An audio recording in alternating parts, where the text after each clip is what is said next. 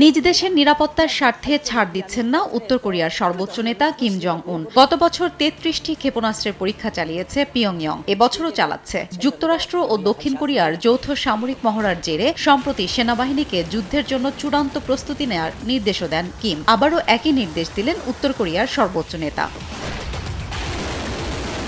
দেশটির প্রধান সামরিক বিশ্ববিদ্যালয় পরিদর্শন করে কিম বলেন, এখনই যুদ্ধের জন্য প্রস্তুত হওয়ার সময়। কিমের এমন বক্তব্য কোরীয় উপদ্বীপে চলমান উত্তেজনা আরও বাড়িয়ে দেওয়ার আশঙ্কা করছেন বিশ্লেষকরা।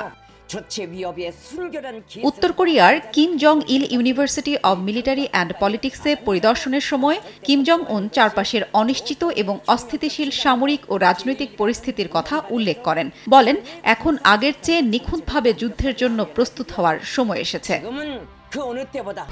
1-2-3 ঢাকায় জমি জিতে নিন 100% ক্যাশব্যাক সহ 20 কোটি টাকার পুরস্কার। এর আগে গত মার্চে কিম দেশের পশ্চিমে একটি বড় সামরিক ঘাঁটি পরিদর্শন করার পর সেনাদের যুদ্ধে প্রস্তুতি নেওয়ার নির্দেশ দিয়েছিলেন। ২০২২ সালে দক্ষিণ কোরিয়ার প্রেসিডেন্ট ইউন সুক ইউল নির্বাচিত হওয়ার পর থেকে দুই কোরিয়ার মধ্যে উত্তেজনা বেড়েছে। হাফসাতুন্নেসা, সময় সংবাদ।